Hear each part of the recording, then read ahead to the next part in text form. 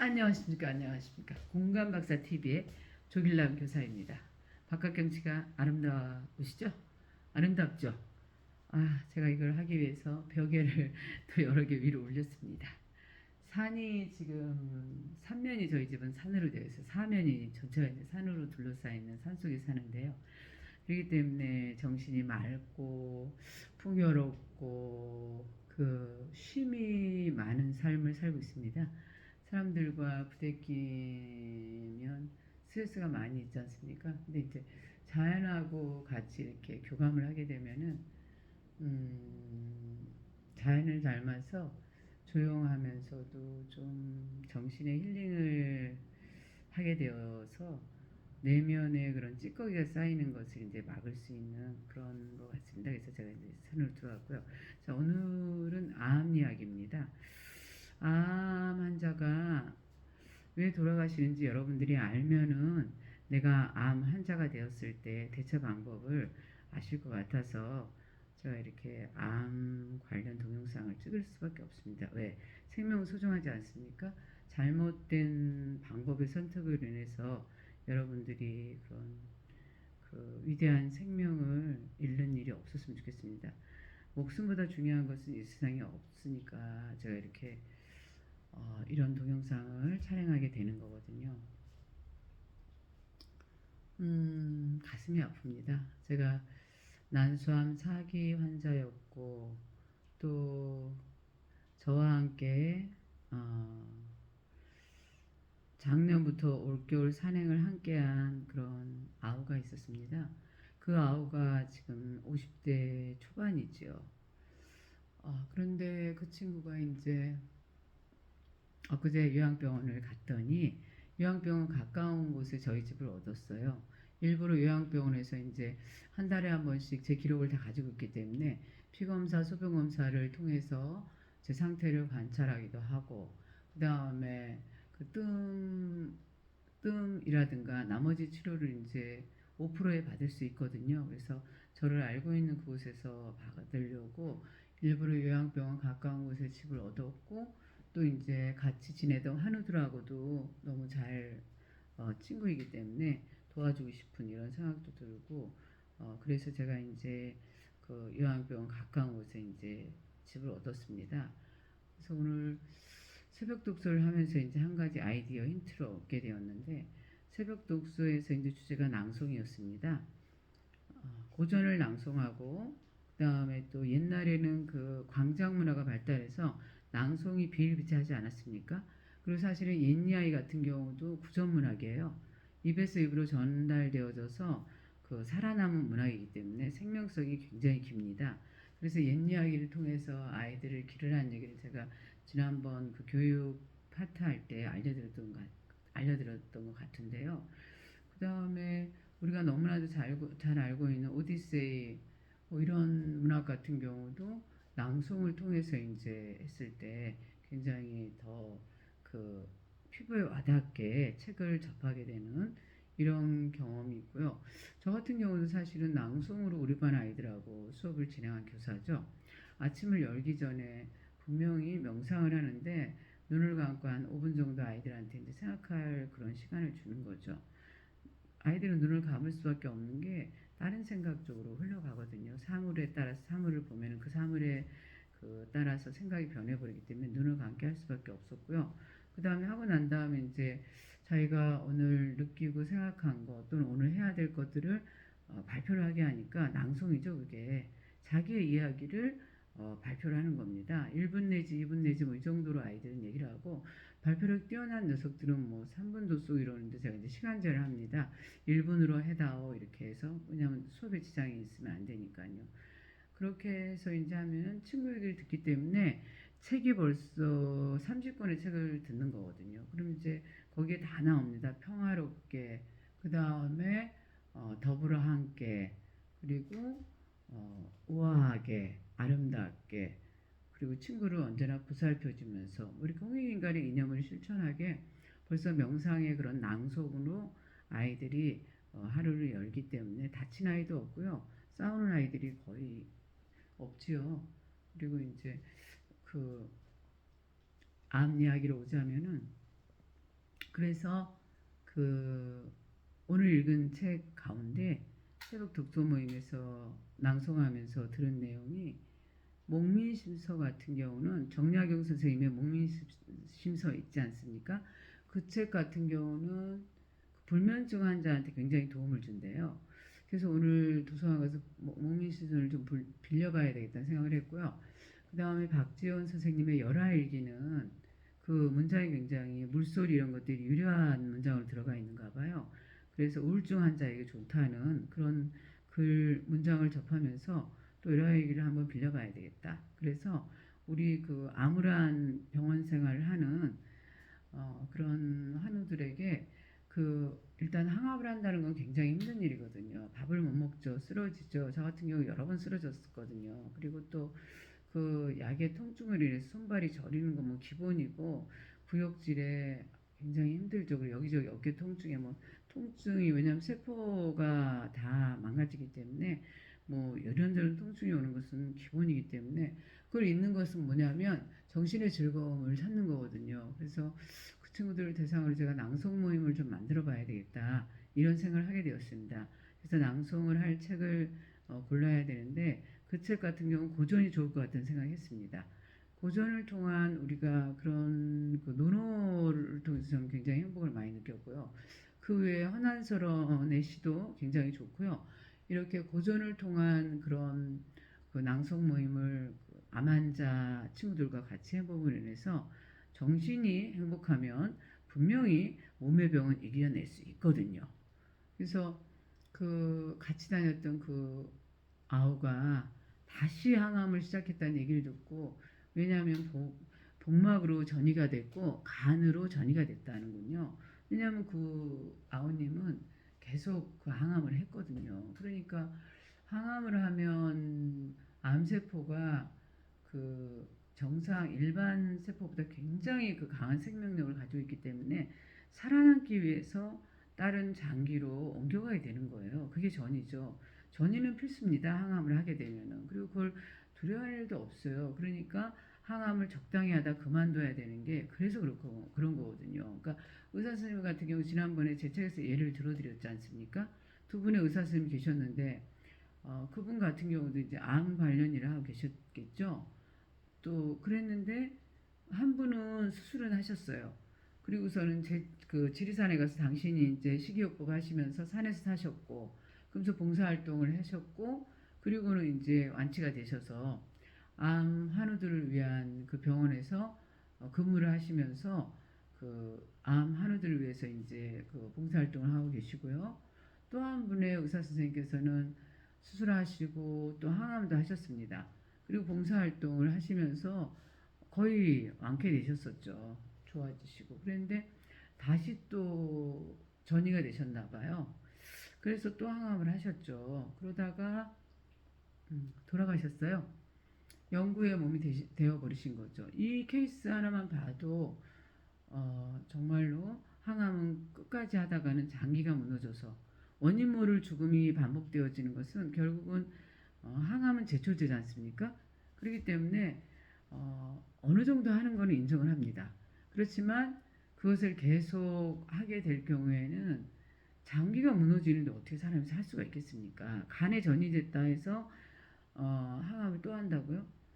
결국은 그 빈대를 잡으려다가 초가상간에 불태우는 격입니다. 초가집을 다 태워버리는 경우랑 똑같다고 봅니다. 그렇기 때문에 그 경우에 저 같으면 항암을 하지 않습니다. 그냥 오히려 내 몸에게 더 좋은 것을 주겠죠. 산속에 들어와서 산소를 풍부히 그 제공해 주었을 때에는 몸은 살아나게 되어 있어요. 우리 몸은 그 맑은 공기, 산소 힘으로 사실은 살지 않습니까? 이산화탄소만 다 배출된다 하더라도 장기가 숨을 쉬게 되잖아요. 장기가 이렇게 그 숨을 쉬게 됨으로 인해서 간에 그 퍼졌던 암세포 같은 경우도 쉴 수가 있지 않습니까? 그 쉼은 한다는 건 뭐냐면 활동을 멈춘다라는 거예요. 그래서 그 배 복막에 전이된 난세포 그 암세포 같은 경우도 쉼을 줘야 되는 거지 더 강한 세 가지를 쓰더라고요. 카보플라틴 그 다음에 탁솔, 아바스틴. 그게 제가 이제 본항암에 썼던 것들이거든요. 아바스틴 같은 경우는 400만 원 넘는 그런 표적 치료제죠. 그게 건강보험이 되기 때문에 저는 음, 한 20만 원 정도 낸 것 같아요. 5% 정도 내니까. 그랬는데 그 본항암제인 탁솔은 머리를 다 빠지게 합니다. 굉장히 독한 약입니다. 손발을 마비시키는 건 뭐 더 말할 것도 없고요. 카보플라틴도 마찬가지죠. 부작용이 만만치 않습니다. 눈떨림도 심하고요. 입도 떨리고요. 뭐 온 신체가 마비된다고 보시면 되세요. 그 정도 되는 본항암제와 표적 항암제를 강력하게 쓰므로 인해서 암세포는 또 도망을 갈 겁니다. 그래서 지금은 간하고 복막으로 전이되어서 또 항암을 시작했다는 그 아우님의 말을 듣고 제가 돌아오는 발걸음이 가볍지 않았어요. 또 안 좋은 소식을 듣게 되지 않나 해서 굉장히 마음이 무거웠고요. 또한 후배는 탁월한 선택을 했죠. 그 친구 같은 경우는 유방암이 커졌답니다. 지난번에 커졌는데 이번에 가서 들었더니 또 커졌다는 얘기를 들으면서 의사가 그랬다는 거죠. 생명이 얼마 남지 않았다고. 이게 의사로서 할 수 있는 얘기입니까? 아무리 생명이 얼마 남지 않았다 하더라도 그런 말을 해서 그 암 환자, 유방암 환자인 그 아우님의 무의식에 불안, 초조, 긴장감을 주게 하는 것은 정말 의사로서 할 짓이 아니라고 생각합니다. 아무리 얼마 남지 않았다 하더라도 인간의 생명은 정말 신비하기 때문에 알 수가 없습니다. 희망과 용기를 줘야 된다고 저는 생각합니다.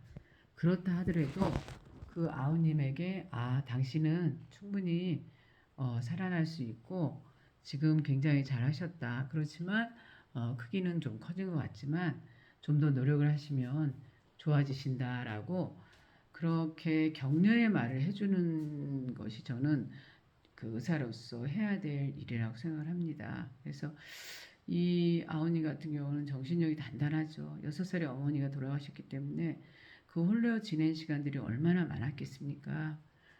그래서 이 친구 같은 경우는 저한테 그러더라고요.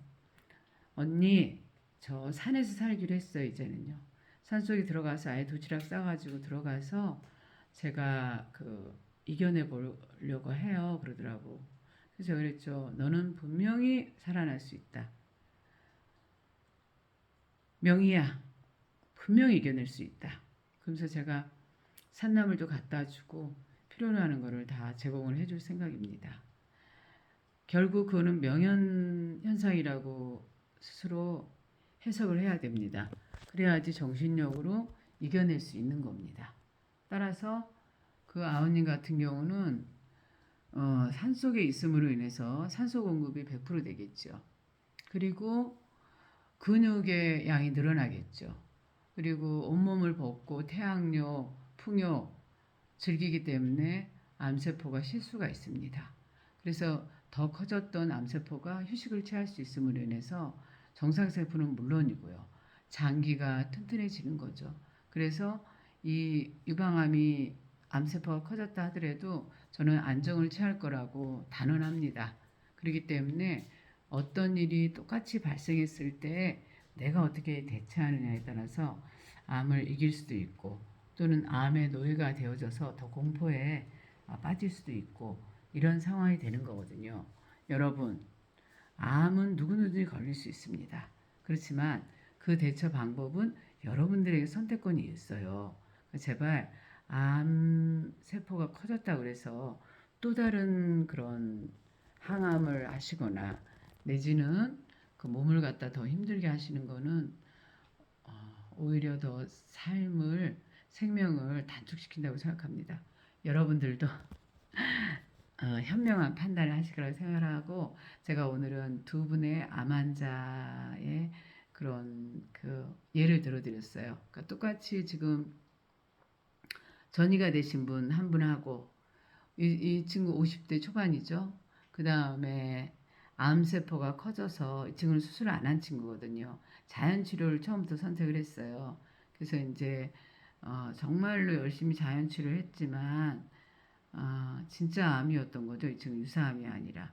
그래가지고서 암이 이제 커진 케이스죠. 그러니까는 말을 못하죠. 저 같은 경우는 지금 이제 수술을 할 수 없을 정도로 커졌나 봐요. 그래서 수술이 어느 정도는 굉장히 필요하다는 것을 이 친구를 보면 알 수가 있는 거죠. 그렇기 때문에 암이라함은 누구한테 딱 이렇다 저렇다 말을 할 수가 없는 그런 병이 암인 것 같습니다. 제가 경험을 해본 바로는. 그래서 나한테 맞는 그런 방법을 찾아내기 위해서는 여러분들은 공부를 하셔야 돼요.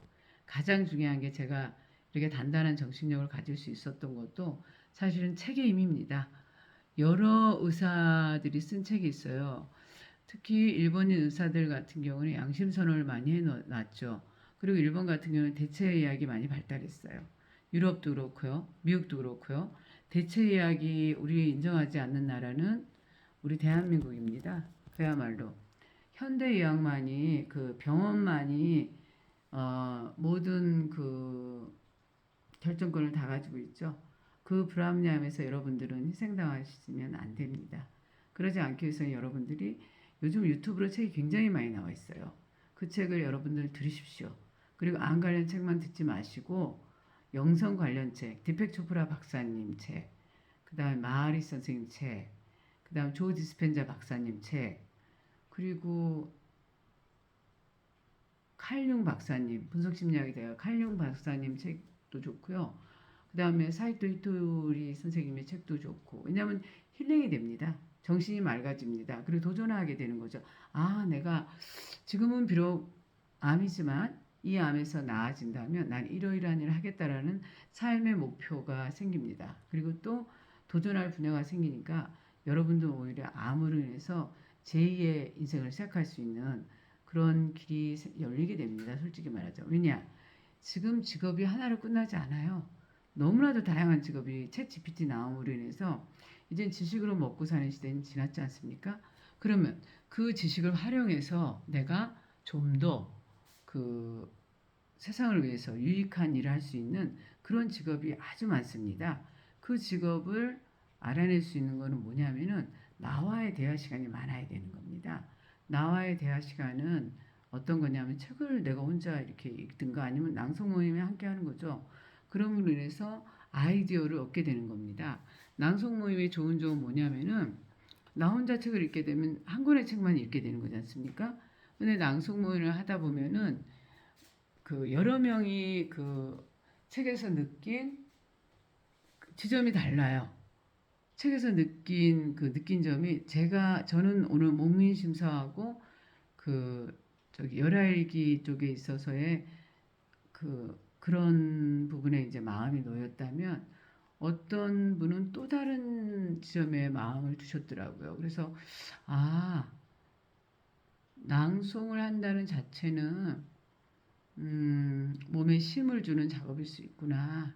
그래서 쉬어야 되는구나. 그리고 수면 이상, 잠 이상 면역력을 높이는 것은 없으니까 일단 잠만 잘 자도 거의 모든 병의 90%는 이겨낼 수 있겠구나라는 이런 거를 또 이제 거기에서 자기의 마음을 가게 되는 거죠. 그래서 여러분들이 알아야 될 가장 중요한 점은 일단 알아야지 암을 이겨내실 수 있어요. 저는 이제 책을 많이 읽었기 때문에 의사 선생님 말씀하실 때 그 부분에 대해서 이렇게 반론을 제기할 정도는 되지 않습니까? 그래서 이제 의사 선생님께서 가장 힘든 환자 중에 한 명이다라는 그런 말을 제가 들었습니다. 그렇지만 그건 자랑스러운 말이죠. 힘든다는 건 뭐냐면 의사 선생님을 고민하게 만들고 연구하게 만드는 환자 아닙니까? 여러분들도 그렇게 하십시오. 의사 선생님 훌륭하시죠? 그 공부를 그 어려운 그 의대 과정 6년 과정 거치고 또 전문의 과정 따시고 그 다음에 박사 되시고 그 다음 계속 연구하시지 않습니까? 그래서 좋은 항암제를 개발하기 위해서 애쓰는 건 우리가 인정을 해야 되는 거죠. 또한 내가 암환으로서 내 몸에 대해서 연구할 기회가 주어진 거거든요. 그 암 환자가 되었다라는 거는. 그리고 여러분들이 내 몸을 연구하다 보면 내가 정말 좋아하는 건 무엇인가? 내가 좋아하는 일을 나중에는 먹고 사는 일, 직업이 된다라면은 굉장히 좋지 않습니까? 그래서 여러분들이 자기가 좋아하는 일을 알게 됩니다. 암 환자가 되면 고요하게 혼자 계십시오. 여럿이 번잡하게 어울려 다니지 마시고 혼자 있음으로 인해서 결국 어떻게 되느냐면 내가 좋아하는 것을 알게 됩니다. 저처럼. 저는 뭐 글 쓰는 걸 원래도 좋아했지만 또 더 이렇게 자연과 더불어 이제 살다 보니까 더 즐거운 그런 글쓰기를 하게 되었습니다. 여러분, 삶은요, 내가 하기에 따라서 천국도 되고요, 지옥도 되는 거예요. 여러분들이 암이 왔느냐 안 왔느냐 그게 중요한 게 아니라 암 환자가 되었을 때의 마음 자세, 그리고 내가 어떻게 하면 암이랑 친구가 될 것인가, 연명이라는 걸 정확히 인식을 하셔야 돼요. 그래서 그 암과 친구가 되기 위해서는 암에 대해서 일단 알고 그 아이를 조용히 대접을 해주면서 잘 있구나, 이쁘구나. 그래서 이제 난소암에 이름을 붙여줬더니 햇살이에요. 제 난소암의 이름은 햇살인데 그 햇살이랑 오늘도 이렇게 행복하게 잘 지내지 않습니까? 그래서 제 차 이름은 또 추억입니다. 이렇게 제 물건에 이름을 다 붙여줌으로 인해서 인생이 행복하고 즐겁고 우아하고 밝고 명랑하고 뿌듯하고 따뜻하고 화려하고 네 이런 인생을 살고 있습니다. 여러분 오늘도 공감박사 TV를 시청해 주셔서 감사합니다. 안녕히 계십시오. 또 봬요.